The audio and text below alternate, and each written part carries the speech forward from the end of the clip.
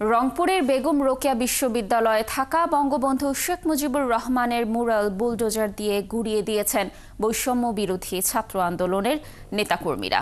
বুধবার রাত 10টায় বেগম রোকেয়া বিশ্ববিদ্যালয়ের কেন্দ্রীয় খেলার মাঠের বিভিন্ন স্লোগান দিয়ে ভাঙচুর শুরু করেন শিক্ষার্থীরা। পরে সিটি কর্পোরেশনের একটি বুলডোজার নিয়ে এসে সেটি গুড়িয়ে দেওয়া হয়। এ সময় বঙ্গবন্ধু শেখ মুজিবুর রহমান হল ও শেখ ফজিলাতুন্নেসা মুজিব হলের নাম ফলক ভেঙে ফেলে শিক্ষার্থীরা। এর আগে কারামাইকেল কলেজে থাকা মুরালটিও ভেঙে ফেলে বৈষম্য বিরোধী ছাত্র আন্দোলনের নেতাকর্মীরা। গত 15 বছর ধরে যে ফ্যাসিস্ট কায়েম করে গেছে তার সেই ফ্যাসিবাদের চিহ্ন হচ্ছে এইগুলো।